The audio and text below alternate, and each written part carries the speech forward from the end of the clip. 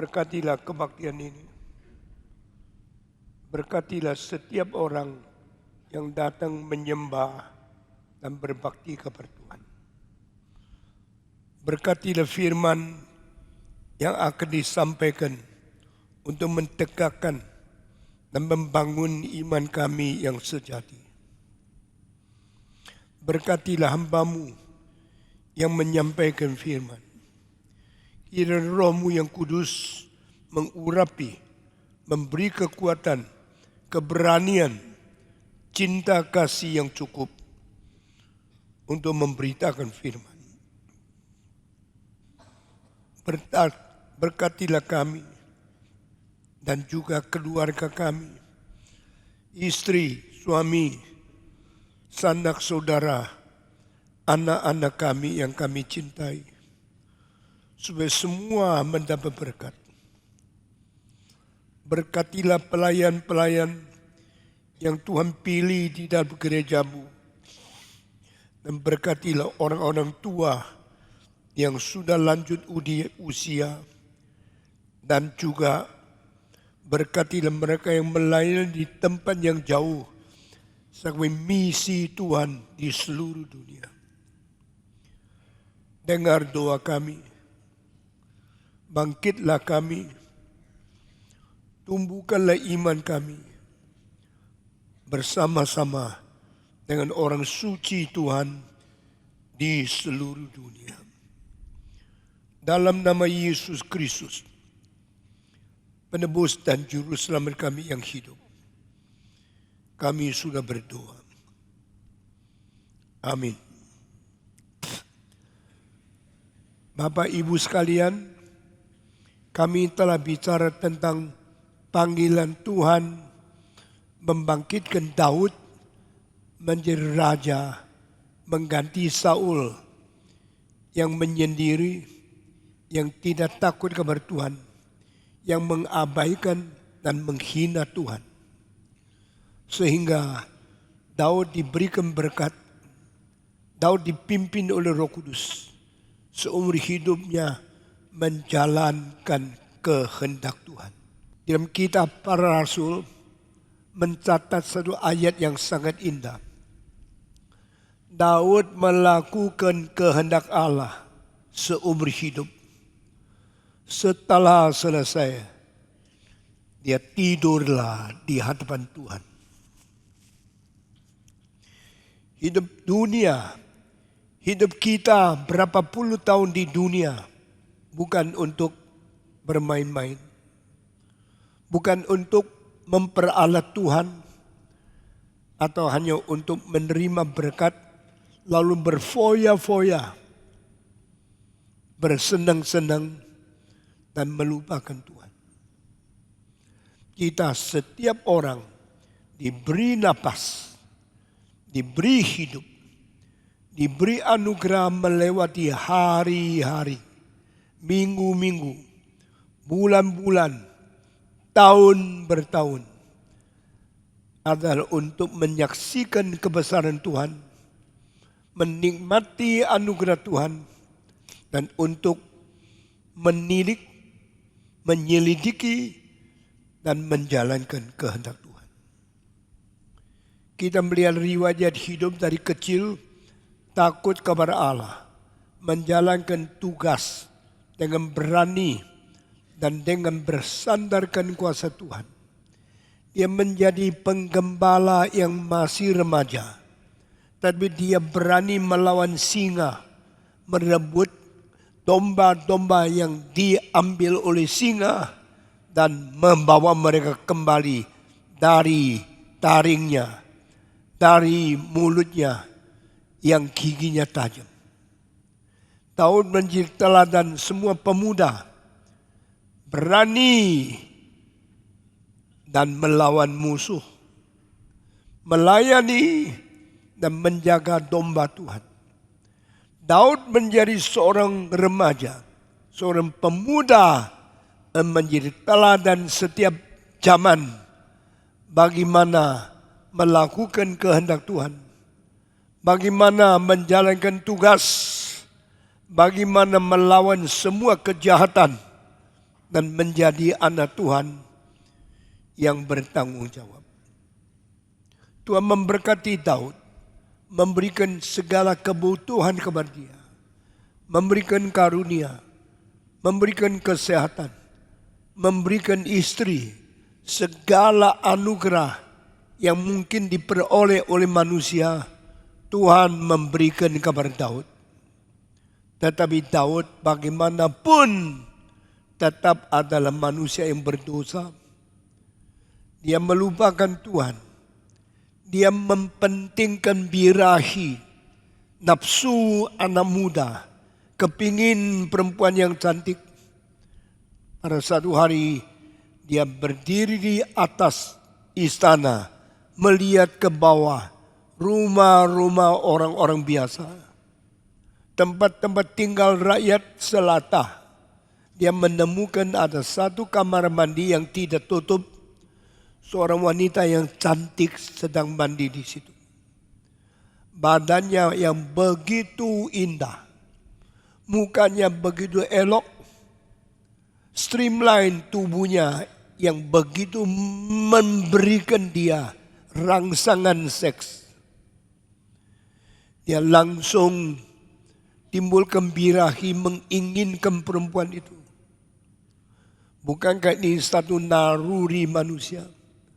Bukankah ini satu kebiasaan pria melihat perempuan yang cantik, yang elok, yang badannya indah sekali, menimbulkan nafsu ingin memiliki.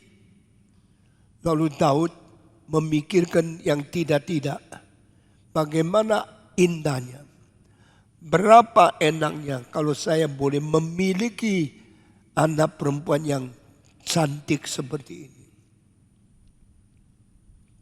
Dia kirim orang memberikan informasi kepada dia. Perempuan itu siapa? Namanya apa? Sudah nikah belum? Mungkinkah menjadi istriku? Jawaban memberitahu dia, sudah nikah.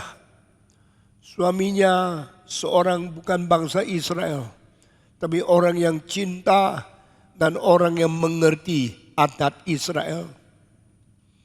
Suaminya seorang muda yang gagah perkasa, sedang pergi perang dengan musuh di medan peperangan. Istrinya berada di rumah sendirian, sepi. Inilah kesempatan saya boleh mendekati dia. Orang pria kalau mempunyai pikiran yang jahat, seorang laki-laki kalau mempunyai nafsu kelebihan, dia bukan saja sudah mempunyai istri, dia mempunyai nafsu kelebihan yang tidak pernah puas. Itu bahaya. Saudara-saudara, jangan kira engkau sudah beragama. Jangan kira engkau sudah pernah mendengarkan firman.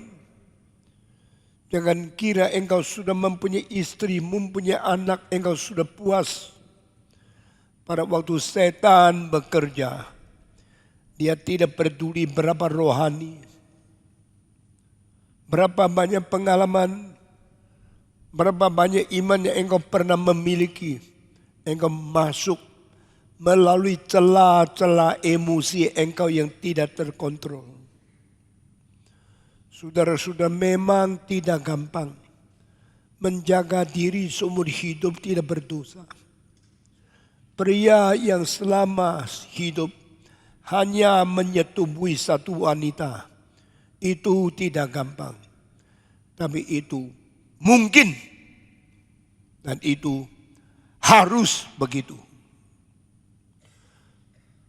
Ayub berkata, aku berjanji dengan mataku.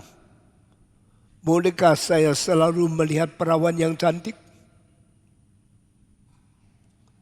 Saudara-saudara, di zaman ini masih ada pria yang setia kepada hanya satu wanita. Saya orang itu. Saya berjanji kepada Tuhan, seumur hidup tidak berzina, tidak berdosa, tidak melanggar perintah Tuhan. Jangan mencobai Tuhan Allah. Jangan main-main dengan iblis. Jangan menjual diri menjadi orang yang tidak bertanggung jawab. Sayang sekali Daud yang begitu baik, yang begitu sempurna, yang begitu memperkenan hati Tuhan, disebut manusia yang berkenan di mata Tuhan. Dia jatuh. Setelah dia jatuh, dia panggil perempuan itu. Siapa bisa larang? Raja kok. Jenderal di bawah dia. Semua perwira di bawah dia. Semua menteri, semua pejabat tinggi di bawah dia.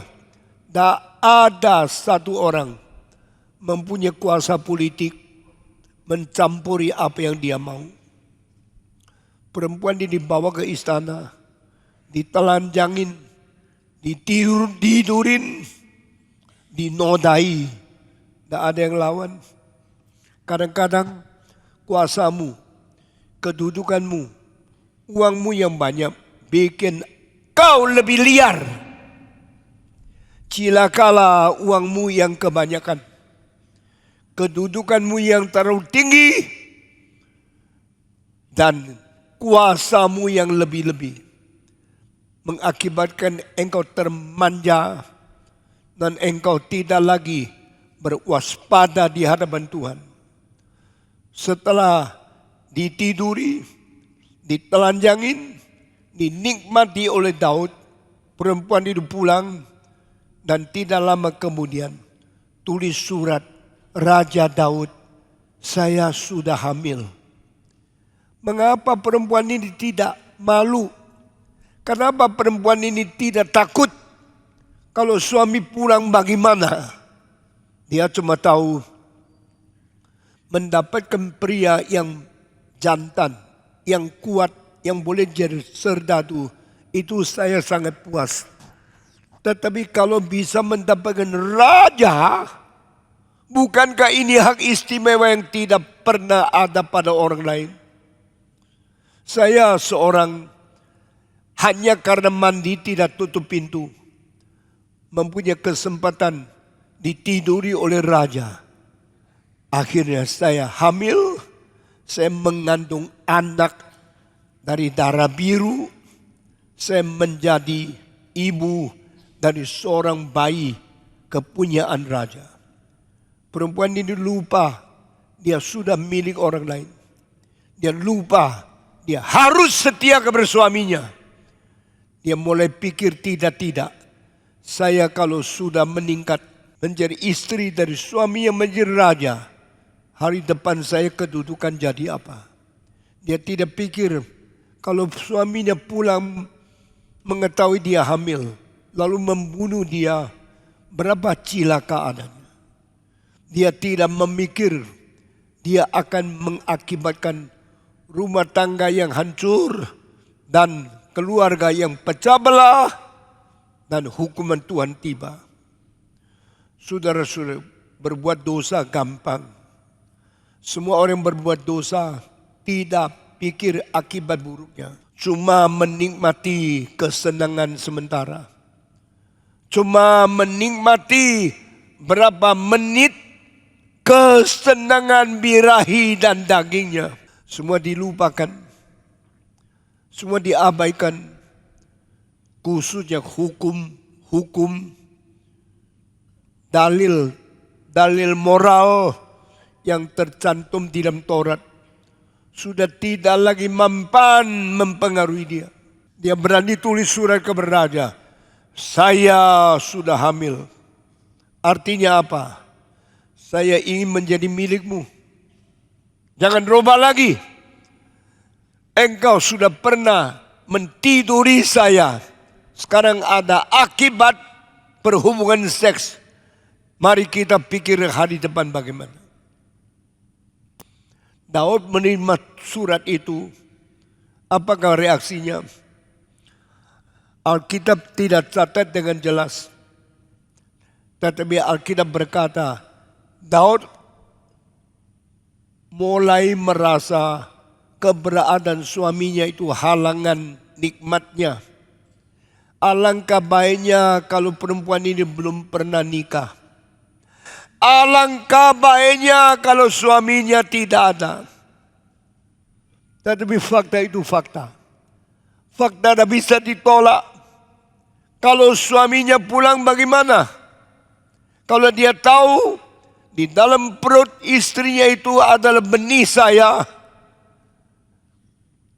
Kesulitan seorang raja tidak kalah rumitnya dari orang biasa. Mungkin dia membunuh saya, meskipun dia susah mendekati saya. Meskipun tentara yang melindungi saya tidak mungkin membiarkan dia dekat saya. Tetapi kesulitan itu tidak berarti tidak ada. Lalu Daud mulai pikir, orang yang sudah berdosa pikirannya lebih rajin. Banyak orang biasanya bodoh-bodoh. Pada waktu sudah berdosa, mendadak menjadi pintar. Kepintaran itu adalah kepintaran yang kelebihan. Kepintaran yang berlebihan tidak diperlukan di dalam hidup kita. Lebih baik jadi orang bodoh-bodoh yang takluk kepada peraturan. Dibanding orang yang pintar, tapi pikiran yang lebih-lebih diberikan benih oleh iblis untuk melawan dalil, untuk melawan hukum, untuk melawan peraturan yang ditetapkan oleh Tuhan. Saudara-saudara, Daud tulis surat. Seperti perempuan tulis surat, saya sudah hamil. Itu tidak perlu. Dia juga tulis surat kepada jenderal di peperangan. Taruhlah Uria di tempat yang paling bahaya. Biar dia dibunuh. Jenderal itu tidak mengerti. Ada apa raja minta seorang perwira dibunuh? Bukankah ini satu perintah yang tidak normal? Bukankah ini satu hal yang tidak wajar? Kenapa Raja Daud minta prajuritnya, perwiranya dibunuh? Pasti di belakang ini ada rahasia yang tersembunyi. Saudara-saudara, karena Raja Daud merasa Uria halangan kenikmatan dia. Uria halangan rencana barunya dia. Apa rencana baru? Apa kenikmatan dia? Yang tidak wajar. Seks. Di luar pernikahan. Demi nama Yesus saya berkata, barang siapa mempunyai seks, ada hubungan wanita dengan engkau, di luar pernikahan engkau, cepat bertobat. Tinggalkan perempuan itu. Kembali setia kepada istrimu. Atau kecelakaan akan segera tiba. Menghancurkan keluargamu. Menghancurkan hidup yang Tuhan berkati kepada engkau. Saudara-saudara. Kadang-kadang rencana yang jelek. Motivasi yang jahat justru tercapai. Membunuh Uria itu menjadi satu fakta yang terjadi. Kenapa Tuhan mengizinkan saya tidak tahu. Tapi kadang-kadang Tuhan memperbolehkan dosa terjadi. Baru engkau sadar engkau sudah melanggar. Saudara-saudara, kalau nasi sudah menjadi bubur atau kalau dosa sudah terjadi, engkau mengembalikan asalnya tidak bisa. Engkau mengharapkan jangan pernah terjadi ada dosa itu. Sehingga sekarang saya tidak tahu bagaimana menyelesaikan masalah-masalah begitu kemelut. Bagaimana saya memperoleh perdamaian yang sedia kala saya menikmati. Sudah tidak mungkin. Itulah manusia. Itulah dunia fakta. Itulah banyak hidup orang Kristen yang tidak berwaspada. Setelah damai mengetahui suaminya sudah dibunuh, dia kira dia sudah jadi. Dia kira tidak sudah sukses. Dia sudah mencapai yang apa dia inginkan. Tetapi Tuhan melihat bukan begitu. Tuhan melihat Daud, engkau orang yang saya cintai. Engkau yang berkenan di mataku. Engkau satu-satunya yang hidup sesuai dengan kehendakku. Sekarang engkau telah merusak. Engkau telah menghancurkan bahagiamu yang seharusnya saya sudah tetapkan bagimu. Daud sejahterakah? Hari depan Daud damaikah? Dia akan lancar menjadi raja seumur hidupkah?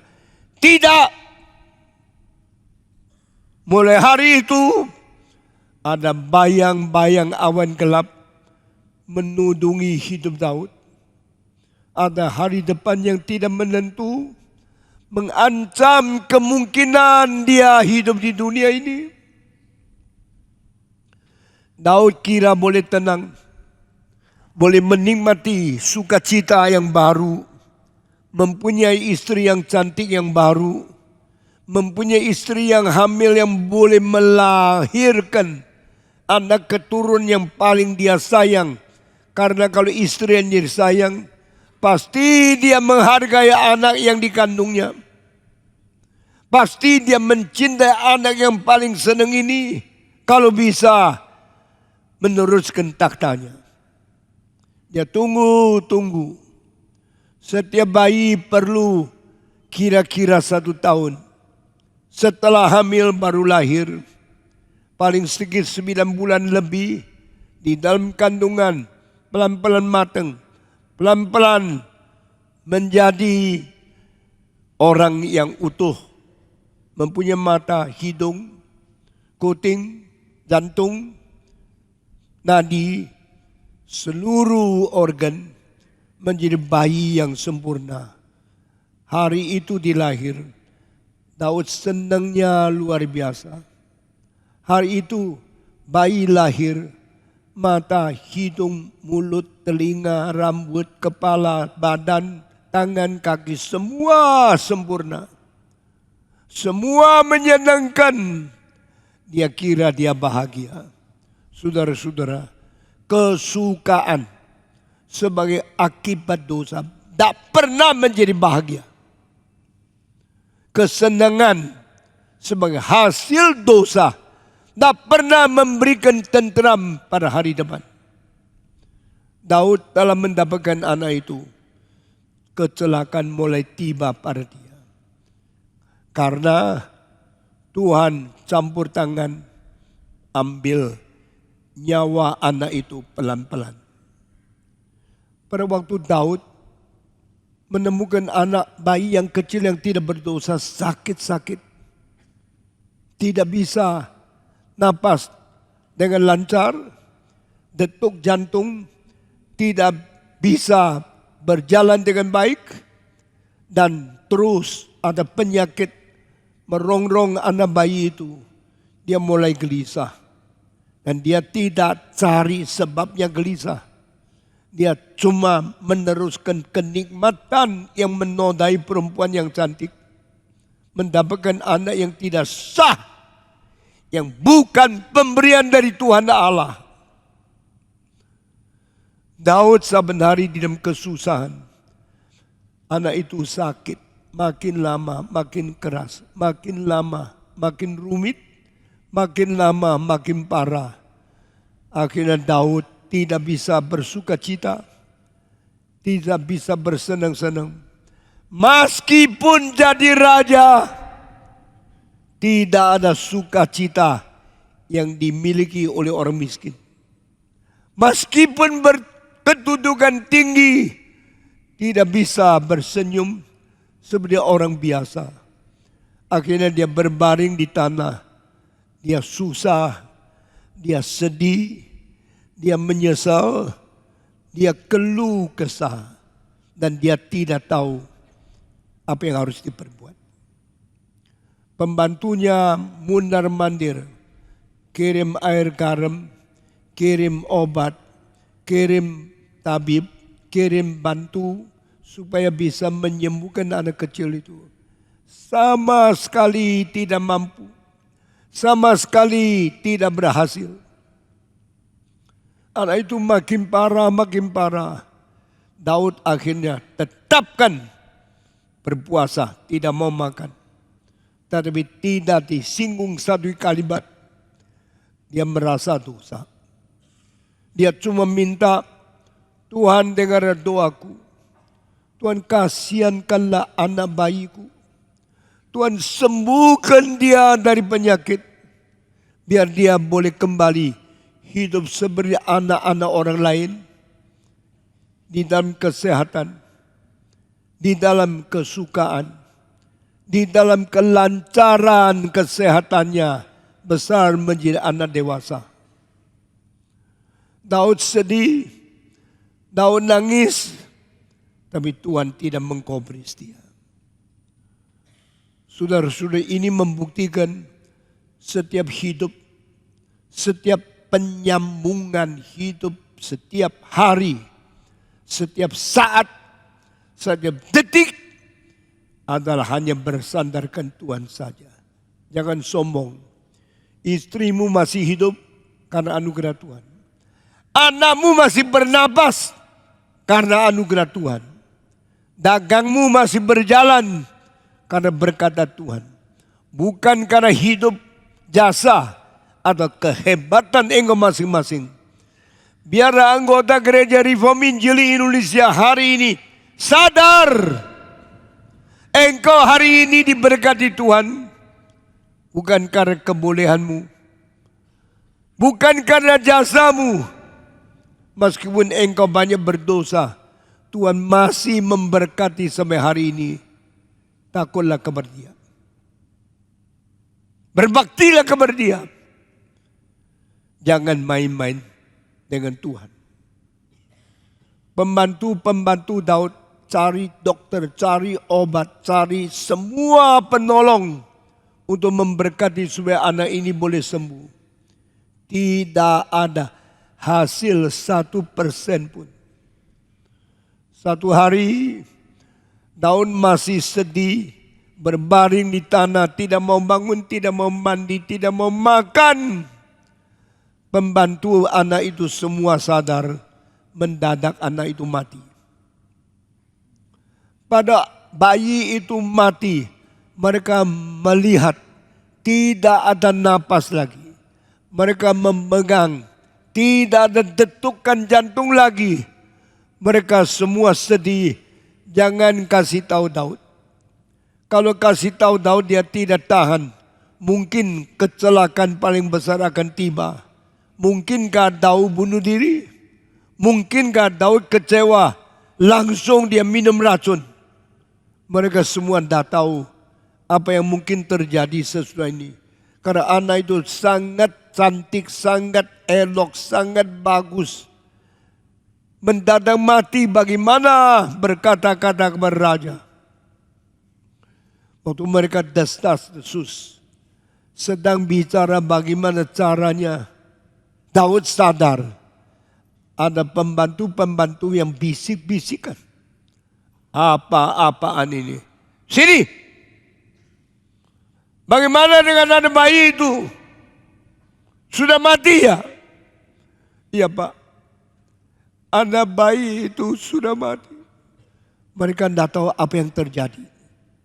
Mereka tidak tahu apa selanjutnya akan bertindak tanduk daripada raja itu. Mendadak mereka kaget. Daud berdiri. Pergi mandi, pakai pakaian yang baru, duduk di situ, minta dia mau makan. Bukankah sudah berapa hari engkau tidak makan? Bukankah sudah berapa hari engkau sedih berpuasa? Mengapa sekarang sebelum anak mati begitu sedih? Setelah anak mati engkau seperti orang biasa, menjadi normal.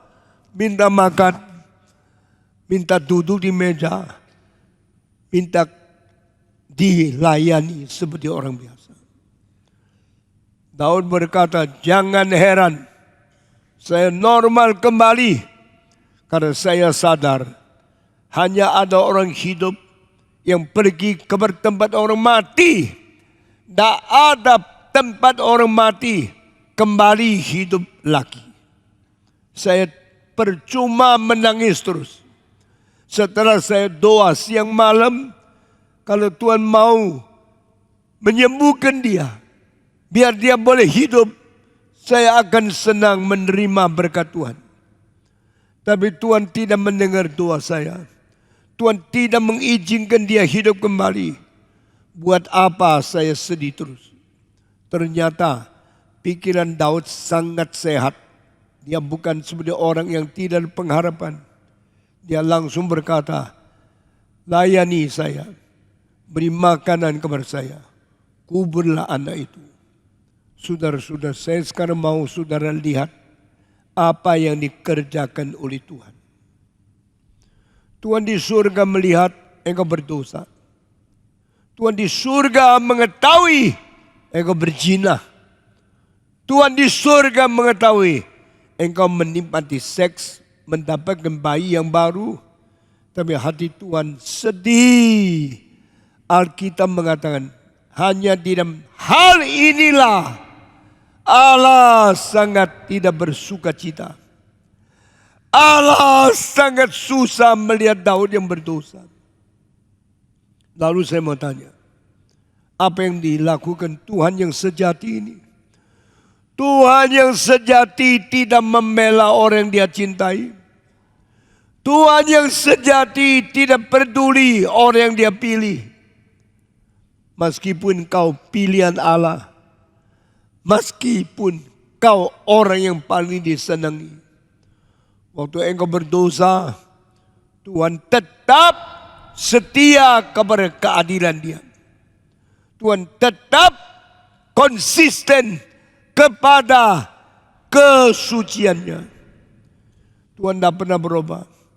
Tuhan tidak pernah menjadi pembela dosa, pembela anak yang dia sayangi.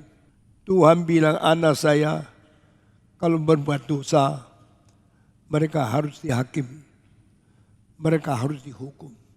Tidak ada hak istimewa untuk anak. Saya kasih tahu ya, kenapa anakmu rusak? Kenapa anakmu tidak jadi? Hanya satu sebab. Engkau memanja, engkau membela dia. Saya tidak berani membela anak. Saya tidak berani memanja anak. Itu sebab anak yang Tuhan berikan saya hanya 4. Satu persatu saya didik dengan keras sekali. Satu dengan satu saya disiplin mereka tidak ampun. Dan mereka satu-satu takut kepada Tuhan. Mereka menurunkan kebiasaan keluarga tong. Tidak memanja cucu. Satu-satu cucu berbuat sesuai dengan kehendak Tuhan. Saya tidak berani sombong. Saya cuma minta mereka takut Tuhan, taat Tuhan, menyenangkan Tuhan. Ajarkan cucu dengan baik. Saudara-saudara, anak Daud mati karena hukuman Tuhan Allah sendiri. Ini hanya satu permulaan saja. Berarti hukuman Tuhan tidak begitu. Engkau kira kalau minta dosa, ampun, Tuhan saya bertobat. Tuhan saya berdosa. Tuhan saya minta ampun, selesai. Jangan kira sudah berbuat dosa, minta ampun selesai. Jangan kira engkau mengaku dosa, lalu diampuni, tidak ada masalah. Itu pengajaran salah dari pendeta-pendeta yang tidak mengerti Alkitab. Alkitab berkata, dosa harus diampuni. Tetapi akibat dosa tetap ditanggung oleh orang yang berbuat dosa. Demikian ajaran Alkitab. Tuhan panggil seorang nabi dari tempat jauh, jalan kaki berapa hari saya tidak tahu. Nathan di dalam Alkitab tidak catat banyak peristiwa mengenai hidup dia. Nathan tidak banyak mujizat yang dilakukan selama dia hidup. Nathan hanya muncul satu kali di dalam Alkitab. Diutus Tuhan datang ke istana Daud. Daud kira seorang nabi datang, terimalah dia. Ini hal yang wajar. Inilah utusan Tuhan. Nabi bicara kepada saya. Bicara apa saya tidak tahu. Dengar dulu. Silakan masuk. Welcome Nathan. Kunjung Raja Daud. Ada berita apa dari Tuhan Allah? Apakah sejahtera atau apakah kecelakaan? Nathan diam-diam. Nathan cerita ada orang mempunyai domba yang banyak, mempunyai sapi yang banyak karena dia orang kaya. Dan dia suka menerima tamu. Pinggir rumah dia ada seorang miskin. Hanya seekor domba kecil yang dibeli dengan uang yang mahal. Disayangi, dicintai. Dia tidur dengan anaknya sebelah kanan, dombanya sebelah kiri. Dia anggap domba itu seperti anak keduanya dia. Disayang sekali. Mendadak orang kaya di sebelahnya menerima tamu. Waktu terima tamu, orang kaya pikir saya harus memberikan hidangan, perjamuan, makan yang enak kepada dia. Kasih apa ya? Dia memotong seekor domba, masak daging yang enak supaya tamunya boleh menikmati. Tetapi waktu dia pikir domba saya semua lengkap, angkanya, jumlahnya sempurna, jangan digoyang. Akhirnya dia mencuri domba orang miskin, dipotong, dijadikan daging masakan, dihidangkan kepada tamu. Hal ini tidak ada orang tahu. Orang lain juga tidak berani tegur karena dia orang kaya. Banyak orang kaya rugi di dalam penasehat yang jujur. Engkau yang kaya, dengar. Engkau kekurangan penasihat. Jikalau masih ada pendeta yang berani mengatakan kesalahanmu, engkau harus bersyukur kepada Tuhan. Di dalam zaman selama engkau hidup, masih ada kalimat yang jujur berani kata kepadamu. Tetapi banyak orang kaya maunya dengar penjilat, memuji, memberikan kata-kata yang menyenangkan. Lalu dia kira dia boleh hidup menikmati segala hak istimewa. Saudara dengar baik-baik, itulah kerugian orang kaya. Karena tidak pernah mendengarkan kalimat sejati.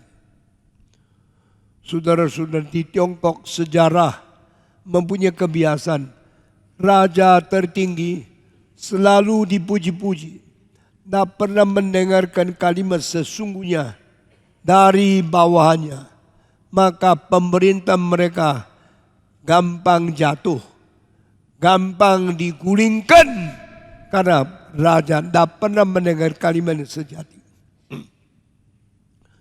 Tetapi raja kedua dari dinasti Tang Taichung, mempunyai seorang penasihat namanya Wei Zheng. Seorang yang berani mengatakan semua kejujuran, semua kesejatian kepada raja. Kadang-kadang mengatakan raja, engkau bahaya. Karena engkau kurang waspada. Saya kasih tahu, tentara ini pemberontak. Tentara itu tidak jujur. Engkau jangan kira mereka baik sama kamu. Waktu Kaisar Tang Taichung mendengar kalimat itu, dia bilang, engkau fitnah ya. Engkau iri hati mereka. Dia bilang, tidak. Saya Wei Zheng, seorang yang tidak perlu iri hati. Saya sudah sedia sendiri Kalau dibunuh oleh raja pun saya mau. Buat apa saya iri hati orang lain? Wah, saudara-saudara. Satu kali Wei Cheng memberi nasihat yang sangat keras. Sangat kejam. Sehingga sulit dijalankan oleh Raja Tang Taichung. Sehingga Tang Taichung pikir, lu kurang ajar ya. Berani mengatakan kalimat-kalimat yang begitu sulit untuk saya membunuh engkau. Malam itu Tang Taichung bicara sama ratunya. Orang ini terlalu berani. Orang ini terus bicarakan kejelekan saya. Saya ingin membunuh dia. Ratunya mengatakan, jangan. Saya kasih tahu nasihat. Tang Taichung mempunyai kalimat semua jujur. Tidak ada satu kalimat bohong. Engkau bukan saja tidak boleh membunuh dia. Engkau harus puji dia. Engkau harus naikkan pangkat dia. Raja dengar ratunya. Dia bilang, kenapa engkau berani juga melawan saya? Mengatakan kalimat-kalimat untuk memuji kepada Wei Cheng. Kenapa begitu? Dia bilang, you tahu tidak? Semua yang mengatakan kalimat menipu kamu, mereka bukan mencintai kamu. Mereka terlalu takut sama kamu. Mereka membohong kamu sudah lama. Saya kasih tahu, kali ini Wei Cheng bicara jujur, itu membantu kamu.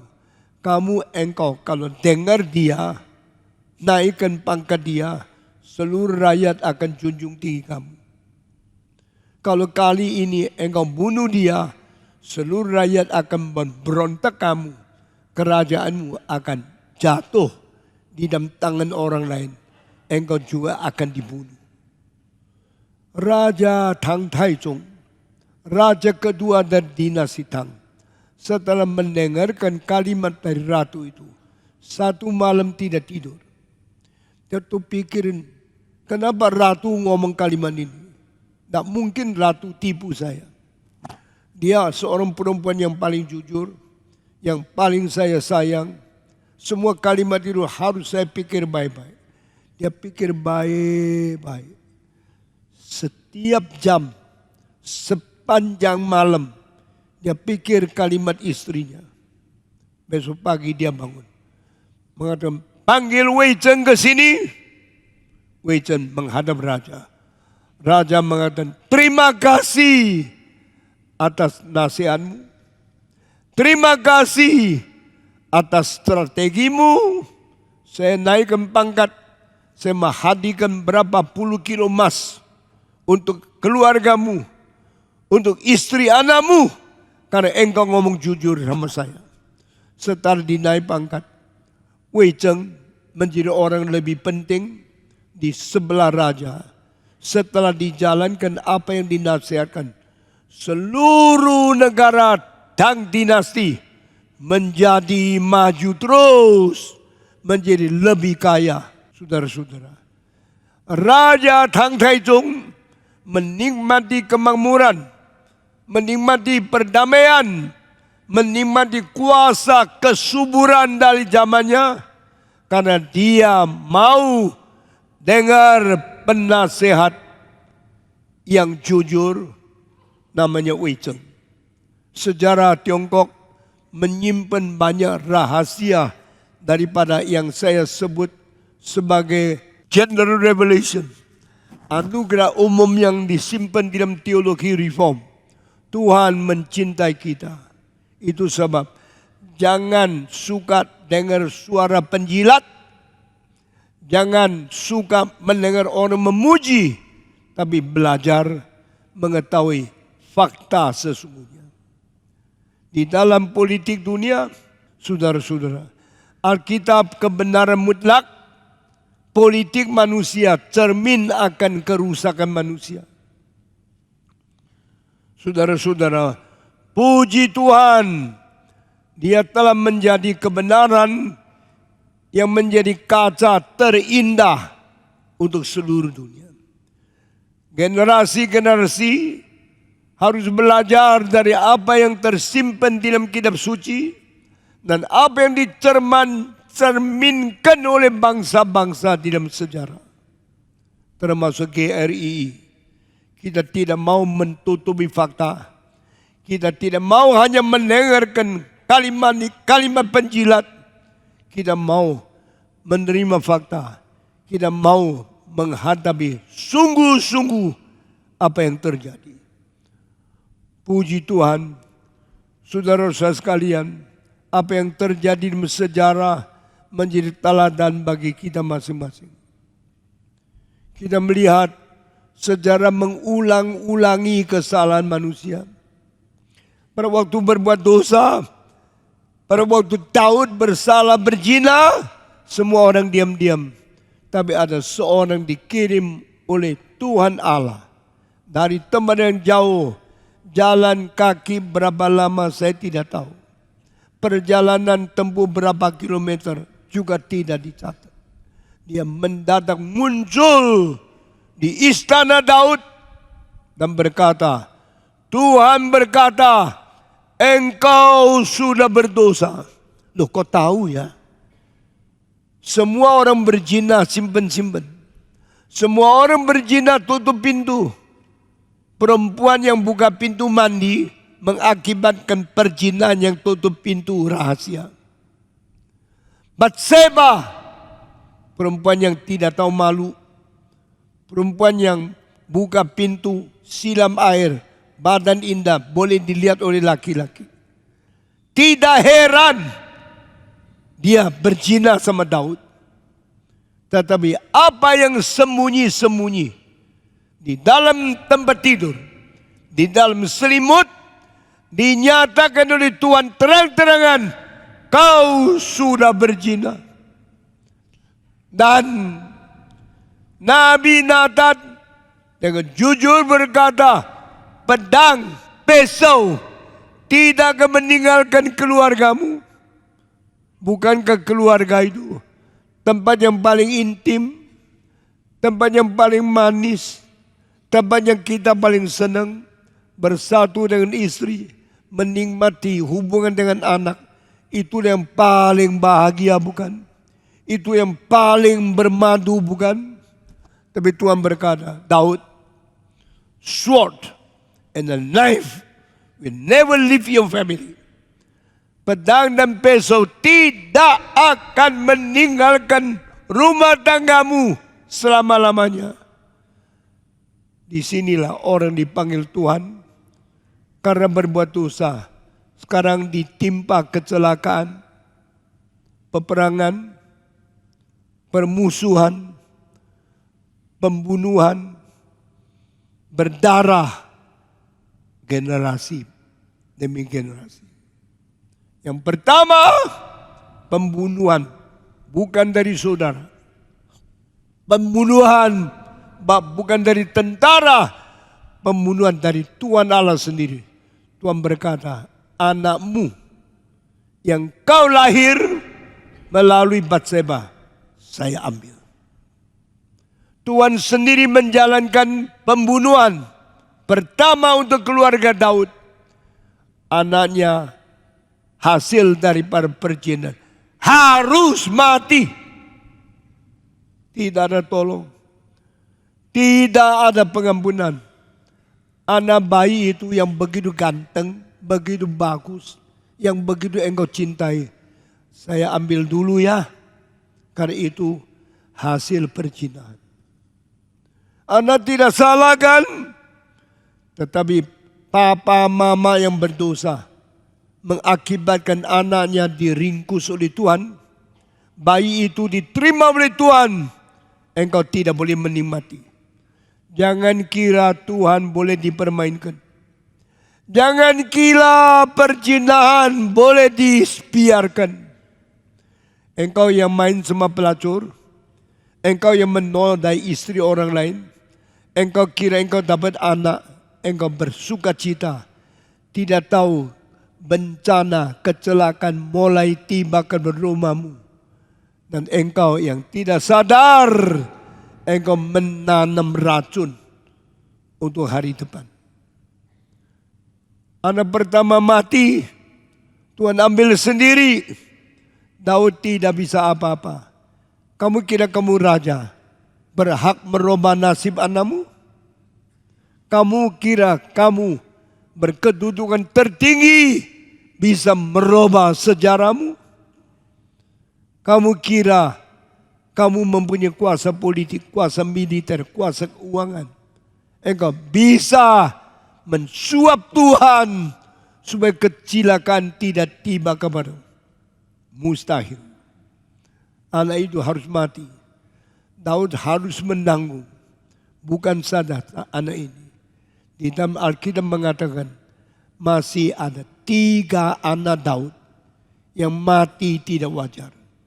Hari ini saya tidak berbicara 3 anak itu. Mungkin minggu-minggu depan. Tapi saya berkata kepada saudara, Tuhan marah. Tuhan ambil anaknya yang berzina itu. Sesudah itu Tuhan mengampuni Daud. After God punish him, after God take away the sinful child yang dilahirkan karena dosa perzinahan, diambil sama Tuhan. Tuhan tidak mau anak itu dinikmati oleh Daud. Tuhan juga tidak mau anak itu disiksa di dunia, diterima ke surga. Sesudah itu Tuhan ampuni Daud. The sin of David was forgiven. Tuhan melupakan dosa Daud. Tuhan mengampuni Daud. Karena apa? Karena Daud bertobat. Daud mengaku dosa. Bedanya Daud dengan Saul. Saul berdosa tidak mau ngaku. Dia menutupi dosa. Dia menipu terus kebertuhan Allah. Akhirnya dibuang oleh Tuhan. Tidak diberikan kesempatan Tuhan. Sehingga Saul bisa bertobat. Biar dia mati. Dia dipenggal kepala orang Filistin. Biar tubuhnya digantung di tembok dari kota orang kafir. Saudara-saudara, Daud berlainan. Daud dicintai Tuhan. Daud dibiarkan Tuhan berdosa. Dan Daud dihukum oleh Tuhan. Anaknya diambil, mati. Dan Tuhan menurunkan pedang pisau. Tidak pernah melepaskan di keluarga Daud untuk bergenerasi-generasi. Selain anak bayi diambil, 3 anak lain dibunuh dengan pedang. Ditusuk sampai mati. Karena Tuhan berkata, kau berdosa. Kau minta ampun. Saya mengampuni engkau. Tetapi akibat dosa tetap harus engkau tanggung. Saudara-saudara, Tuhan tidak main-main. Tuhan yang sejati tidak bisa disuap. Tuhan yang sejati tidak bisa dipermainkan oleh manusia. Presiden bisa disuap. Polisi bisa disogok. Pemerintah dunia bisa ditipu oleh uang yang banyak. Allah tidak. Itu sebab anak ini mati dan Daud harus menerima hukuman akibat perbuatan dosa. Tetapi dosa yang pernah dibuat diampuni oleh Tuhan. Karena Tuhan itu murah. Tuhan rela mengampuni dosa kita. Tuhan rela melupakan perbuatan salah kita. Karena Tuhan itu maha murah. Dan Tuhan itu kasih adanya. God is love. So God is willing to forgive our sins. And no more remember our fault. Satu lagu yang selalu dinyanyikan oleh Lincoln pada waktu dia ikut Kapin. Dia menyanyikan, remember not my sin, oh Lord. Jangan ingat dosaku. Jangan ingat dosaku ya Tuhan. Silakan lupakan. Silakan ampuni dosa. Meskipun dosa harus ditanggung akibatnya, tapi dosa yang diperbuat Tuhan rela melupakannya. Hari ini saya mau bicarakan 4 hal bagaimana Allah melupakan dosa kita. Alkitab mengatakan Tuhan membuang dosa kita di belakang, tidak taruh di depan. Tuhan membuat manusia 2 mata di satu muka yang hanya satu arah, beda sama burung. Matanya di kanan satu, di kiri satu. Mata burung tidak ke depan, ke kanan kiri. Mata manusia tidak ke kanan kiri, tapi ke depan. Karena manusia dicipta menurut peta teladan Allah. Dan Allah mau kita usaha dan berbuat yang penting untuk hari depan. Lupakan belakang. Nah, ini adalah cara ciptaan yang luar biasa. Men are created to be one direction. Men are created with 2 eyes, only for forward, never for backward. Maka manusia belajar mengutamakan, menghargai, mengusahakan sekian mungkin oleh hari depan. Jangan ingat belakang. Yang belakang biar dilupakan, yang diusahakan hanya hari depan saja. Kalau kita memperhatikan hari depan, bagaimana bertobat, bagaimana berubah, bagaimana berusaha, dan lupakan yang lalu. Minta Tuhan, tolong juga lupakan ya Tuhan. Apa yang saya perbuat, saya taruh di belakang. Tuhan, tolong juga taruh di belakangmu dosa yang perbuat. Berilah kekuatan kepada aku berusaha untuk hari depan. Tuhan berkata, aku akan melakukan itu. Di dalam Alkitab ada 4 ayat. Ayat pertama, Tuhan menaruh dosa kita di belakang Dia. Semua ikut saya. 1, 2, 3. Semua ikut saya. Tuhan menaruh dosa kita di belakang Dia. 1, 2, 3. Nanti kalau ada waktu di rumah cari ayat-ayatnya. Ini 4 hal yang penting sekali. Saya bukan omong kosong. Saya bukan sembarangan khotbah. Saya menemukan, saya memberikan ayat yang paling penting di dalam Alkitab. Bagaimana Tuhan menanggapi dosa yang Dia ampuni bagi kita. Pertama, Tuhan menaruh dosa kita di belakang Tuhan.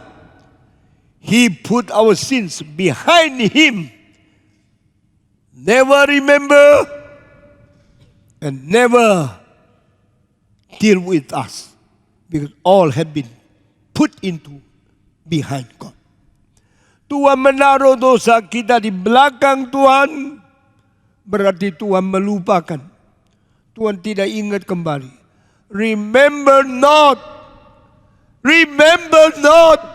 my sin, oh the Lord. Saya selalu ingat lagu yang indah yang dinyanyikan oleh Lincoln. Lagu yang diciptakan oleh orang Perancis abad lalu. Remember not my sin, oh God. Because you have thrown our sins behind you yourself. Ini cara pertama. Allah membuang dosa kita di belakang Dia. Allah tidak lihat lagi. Allah tidak menilik lagi. Allah tidak lagi menghitung dosa kita. Karena Dia sudah membuang dosa ke belakang. Ini ayat pertama. Ayat kedua, Allah menginjak-injakkan dosa kita di bawah kakinya Dia. He stepped on our sins under His feet. Never remember again.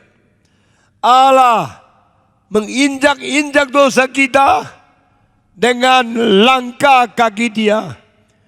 Tidak lagi mengingat, tidak lagi menghukum, tidak lagi menghitung dosa kita.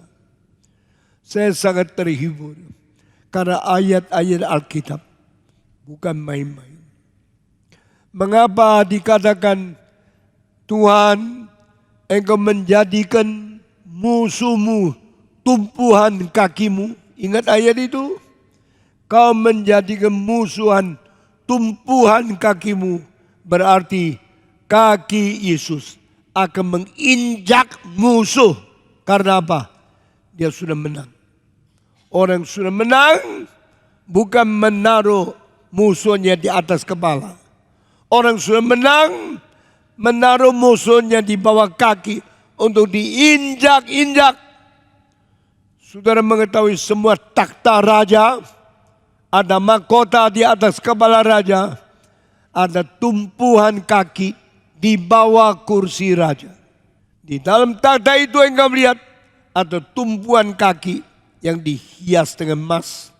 Tetapi itu bukan untuk dinikmati, untuk diinjak oleh kaki raja. Berarti apa? Alkitab, kau menaruh musuhmu di bawah kakimu, menjadi tumpuhan kakimu yang kau injak-injak. Pertama ayat Alkitab, Tuhan melupakan dosa kita, melempar dosa kita di belakang dia, sehingga dia tidak ingat lagi. Ayat kedua, Tuhan menaruh musuhnya menjadi tumpuan kakinya, diinjak-injak. Tidak ada orang bisa kembali mengalahkan Tuhan. Karena Tuhan menang, maka musuhnya kalah. Karena Tuhan menang, musuhnya diinjak-injak. Karena Tuhan menang, musuh menjadi tumpuan kaki. Ini arti kedua. Ayat ketiga, Tuhan membuang dosa kita di bawah laut yang paling dalam. Saya heran, kenapa ada ayat seperti ini? Kenapa mengatakan Tuhan mengampuni dosa kita seperti melemparkan di dalam lautan yang paling dalam? Kenapa Alkitab tidak mengatakan Tuhan melempar dosa kita di atas gunung yang paling tinggi? Kenapa? Bukan dilempar ke gunung paling tinggi. Kenapa dilempar ke dalam laut paling dalam? Jangan kira Alkitab sembarangan. Alkitab berkata, bukan buang dosa di tempat padang belantara yang jauh. Bukan membuang dosa kita di dalam gunung yang paling jauh. Tapi mengatakan membuang dosa ke dalam lautan yang paling dalam. Waktu saya umur 12, saya mau cari apa sebab. What is the reason Bible says like that? What is the reason Bible tell us the sin will be thrown into the depth of the bottom of the sea? Akan dibuang di dalam pedalaman laut, di permukaan laut yang paling dalam. Mengapa Tuhan? Mengapa tidak dibuang di gunung paling tinggi? Mengapa tidak dilempar di padang belantara paling jauh? Kenapa tidak dibuang di pegunungan yang paling dalam? Kenapa taruh di lautan bawah dasar laut yang paling dalam? Waktu saya umur 12, saya tanya penginjil nggak ngerti, guru sekolah minggu nggak ngerti. Saya maklum karena semua orang tidak sepenuhnya tahu apa semua. Lalu saya tanya, akhirnya saya menemukan satu hal. Waktu saya belajar ilmu bumi, saya mengetahui gunung yang paling tinggi semua ada di pinggiran Tiongkok sama India. Itu namanya Himalayan Mountains. Himalayan Mountains berterus menerus kira-kira 4.000 kilometer. Gunung tinggi lebih daripada semua dataran paling tinggi. Bukan di Afrika. Afrika mempunyai gunung paling tinggi, Kilimanjaro. Tingginya lebih 5.000 meter. tidak cukup. Bukan gunung Andes yang di Chili, di Amerika Selatan, itu panjangnya 8.000 kilometer, tingginya tidak sampai 6.000 meter. Bukan itu. Gunung paling tinggi bukan di Malaysia, bukan di Filipina, bukan di Rocky Mountains, bukan di Kuba, bukan di Fujiyama. Itu semua pendek-pendek. Gunung yang paling tinggi di Himalaya. Di dalam pegunungan Himalayan ada 10 puncak yang tertinggi, lebih dari 6.000 meter. Lebih tinggi dari Afrika, lebih tinggi dari Amerika, lebih tinggi dari Amerika Latin, lebih tinggi dari Asia Tenggara, lebih tinggi dari Jepang, lebih tinggi dari Rusia. Semua di Himalaya. Saudara pernah belajar ilmu bumi seperti saya. Saya dari kecil penasaran. Dari kecil belajar ilmu bumi. Lebih rajin dari siapapun. Kadang-kadang saya berdiri di depan peta dunia 3 jam, 4 jam. Untuk memikirkan dari kota ini ke kota ini kira-kira berapa kilometer. Kalau naik kereta api berapa jam.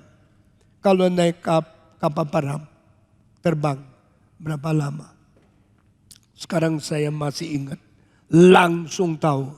Dari Jakarta ke London kira-kira 15 jam. Dari Jakarta ke Doha kira-kira 8 jam. Jakarta ke Kairo kira-kira 10 jam. Dari Qatar ke Beijing kira-kira 7 jam setengah. Dari Jakarta ke Seoul kira-kira 7 jam. Jakarta ke Taipei kira-kira 5 jam. Jakarta ke Los Angeles kira-kira 16 jam. Jakarta ke New York kira-kira 20 jam. Stephen Tong menjadi ahli ilmu bumi yang sangat tajam, sangat akurat, sangat teliti seluruh muka bumi. Saya tidak main-main. Sekarang kalau saya menghadapi profesor ilmu bumi, saya boleh bertanding sama dia. Kalau saya tanya dengan siapapun di sini, saya tidak kalah. Saudara-saudara, saya seorang yang belajar tuntas, belajar teliti, belajar mendetail, tidak main-main. Lalu saya mengetahui gunung tertinggi yang puncaknya lebih 6.000 meter ada 10 di Himalaya. Sedangkan gunung tertinggi di Indonesia, yang tertinggi di tanah Jawa, hanya Gunung Semeru, 3.500 meter. 3.500 meter. Di Malaysia, di Himalaya yang tertinggi 10, lebih 6.000 meter. Di antara puncak tertinggi di seluruh dunia, yang 10-nya tertinggi semua di Himalaya, yang tertinggi itu bahasa Hindu, namanya Chumolama. Gunung Chumolama tertinggi di dunia. Waktu saya umur 12, tingginya 8.892 meter dari permukaan air. The highest mountain in the world, 8,892 meter in the year of 1962. Tahun 1952, waktu saya umur 12, gunung itu tingginya 8.892. Setelah 20 tahun kemudian, gempa bumi berapa kali menaikkan gunung itu tambah 10 meter. Saya tidak tahu ya. Gunung yang begitu tinggi, karena gempa masih bisa maju lagi 10 meter. Kita tambah 1 meter pun tidak mungkin. Tapi Tuhan mungkin kerjakan semua itu. Saudara-saudara, waktu saya umur 12, saya tanya, gunung yang paling tinggi 892. Kalau seluruh gunung dimasukkan ke dalam laut, bisa ditelan oleh air laut tidak? Jawabnya, bisa. Kenapa? Karena laut yang paling dalam dekat Filipina, timurnya Filipina. Dalamnya 11.500, lebih berpuluh-puluh meter. 11.500. Kalau gunung tanam di bawah, masih sisa berapa? Masih sisa 2.600 meter. Berarti gunung tidak ada artinya. Kalau taruh di bawah laut, tenggelam, habis, telan, total, tidak ada yang sisa. Baru saya tahu, Alkitab itu agung. Alkitab itu lebih tinggi. Tidak ada kitab suci di mana di dunia seperti Alkitab mengatakan Tuhan membuang dosa kita di dalam dasar laut, tempat yang paling dalam. Puji Tuhan. Saya menjadi orang Kristen bukan karena saya Kristen maka kitab suci itu kebenaran. Justru terbalik, karena kitab suci itu kebenaran, akhirnya saya menjadi orang Kristen. Saya dari umur 12 tidak mau jadi Kristen sembarangan. Saya umur 17 menyerahkan diri menjadi hamba Tuhan. Tidak mau khotbah sembarangan.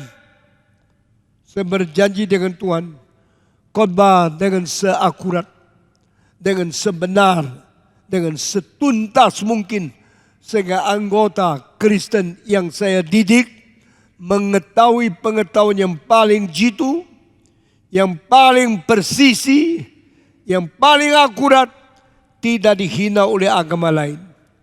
Sekarang saya dirikan Gereja Reform Injil Indonesia. Saya tidak berkhotbah sembarangan di sini. Bahkan yang saya ingat tahun umur 12, sekarang umur 85, saya masih bertanggung jawab. Alkitab mengatakan Tuhan membuang dosa kita di belakang. Alkitab mengatakan Tuhan buang dosa kita. Di mana? Di bawah kaki, diinjak-injak. Alkitab masih berkata, Tuhan membuang dosa kita di dasar laut. Kenapa bukan di atas gunung? Karena tingginya gunung 8.892. Kalau ditaruh di laut akan tenggelam. Laut lebih dalam. Dan Tuhan berkata, I put your sin beneath the sea of the surface of the seaboard. Tuhan menaruh dosa kita di bawah laut, tempat paling dalam. Gunung pun masuk tetap tenggelam. Puji Tuhan, Tuhan mengampuni dosa manusia. Begitu hebat. Begitu dalam. Begitu tinggi. Begitu hebat. Saya hanya bisa berkata, puji Tuhan. Haleluya. Engkaulah Allah yang sejati. Sudah cukup? Belum. 1, taruh di belakang. 2, taruh di bawah kaki. 3, taruh di bawah laut. Selesai? Belum. Tuhan mengatakan, saya memisahkan dosamu dari kamu sejauh lebih daripada timur sampai barat. Saudara-saudara, saya dulu nggak ngerti kenapa mesti pakai timur sampai barat. Timur sama barat jauh. Saya mau tanya, utara sama selatan juga jauh. Jauh mana? Akhirnya saya dapat jawaban. Waktu saya umur 15, saya mengetahui solar system timur sampai jalan sampai barat lebih panjang 10 kali daripada utara sampai selatan. Alkitab tidak salah. Alkitab tidak menipu manusia. Alkitab tidak bikin kesulitan untuk mengikat diri sendiri. Di dalam kitab suci tidak ada ayat yang mengikat agama Kristen. Karena ini firman Tuhan. Karena ini perkataan yang tidak salah. Timur dari darat jauh lebih panjang dari utara ke selatan. Bukan saja demikian. Tuhan bikin bumi ini. Bumi ini bundar bukan? Kita mengetahui bumi bundar. Tapi jangan lupa, dari timur sampai barat lebih panjang dari utara sampai selatan. Banyak orang tidak tahu. Waktu saya umur 15 saya sudah mengetahui semua ini. Bumi kita putar 1 kali 40.000 kilometer. Bumi ini dari utara sampai selatan putar 1 kali juga hampir 40.000 kilometer. Tapi bedanya timur ke barat lebih panjang 62 kilometer dari utara ke selatan. Saya kaget. Mengapa begitu? Karena Tuhan mengerti. Tuhan kebenaran. Tuhan tidak membohong. Dia berkata, timur ke barat lebih jauh daripada utara ke selatan. Waktu saya melihat fakta ilmu bumi, saya kaget luar biasa. Saya berkata, Tuhan, aku bersembah sujud kepadamu. Aku takluk kepadamu. Aku tahu Engkau adalah Allah yang benar. I will make your sins a path away from you longer than from east to the west. Aduh Tuhan, ini kalimat yang begitu penting. Kita baca kitab suci main-main. Kita baca kitab suci, teledor, tidak peduli. Tapi Tuhan tidak main-main. Tuhan tidak teledor. Tuhan menghitung semua dan mentanggungjawabkan semua yang ditulis. Aku menjauhkan dosamu daripada dirimu lebih panjang dari timur, dari barat. Ini kalimat bukan main-main. Ini kalimat fakta. Dosa kita dilempar lebih jauh dari timur ke timur barat lebih jauh daripada utara selatan. Ini semua membuktikan the word of God is true. The word of God is accurate. The word of God is perfect. Firman Tuhan sempurna. Firman Tuhan tepat. Firman Tuhan akurat. Tuhan tidak bohong. Saudara-saudara, Daud, engkau berdosa, engkau berzina, melahirkan anak bayi, saya matikan dia. Saya harus hukum engkau. Meskipun engkau orang yang paling berkenan kepada aku, tetapi saya tidak mungkin memanja anak yang kusayangi. Daud berdosa, Daud dihukum. Daud melahirkan bayi yang paling bagus, bayi itu diambil oleh Tuhan. Daud mempunyai hidup yang baru, hidup itu dimatikan. Engkau tak usah dimati. Karena engkau mendapatkan pesta berbuat dosa. Sesudah diampuni dosanya, Tuhan memberikan Daud mendapatkan anak kedua dari Batseba. Baru Tuhan mengatakan, sekarang aku memberikan anugerah kepadamu. Karena dosamu sudah ampuni, aku memberikan hidup kedua melalui Batseba. Dan anak itu saya juga mencintainya. Namanya Solomon, menjadi anak Daud yang meneruskan tata Daud. Hari ini saya khotbah sampai di sini. Kiranya Tuhan memberkati kita, memberi kita pengertian apa artinya cinta Tuhan. Apa artinya firman Tuhan. Allah yang adil juga adalah Allah yang penuh kasih. Allah yang menghukum dosa juga adalah Allah yang mengampuni dosa. Semua yang sudah bertobat, jangan kecewa. Tuhan akan menerus memimpin hari depanmu. Semua sudah diampuni dosa, Tuhan akan memberkati engkau kembali. Kiranya kita menjadi anak Tuhan yang taat kepada Tuhan. Yang dengar dan mau terima firman Tuhan. Kalau kita berdosa tidak harus menerima pukulan. Kalau kita dihukum, kita harus rela menanggung dosa. Sehingga Allah tidak lagi marah kepada kita. Allah tetap memimpin hari depan kita. Mari kita tunduk kepala berdoa. Saya minta tua-tua Yohan Murjanto naik ke atas. Pimpin kita berdoa. Minta Tuhan memberkati hari depan kita. Dan meneruskan pimpinan di dalam hidup kita masing-masing. Mari kita semua berdoa.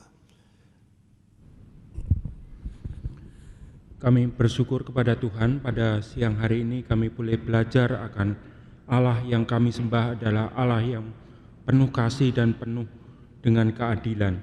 Engkau yang memberikan pengampunan, Engkau juga yang menghukum akan setiap dosa kami, supaya kami boleh takut kepada Tuhan. Oleh sebab itu ya Tuhan, biarlah Tuhan terus menghantarkan kami untuk selalu ingat akan Tuhan di dalam hidup kami. Terima kasih Tuhan, di dalam nama Tuhan Yesus kami berdoa. Amin. Amin.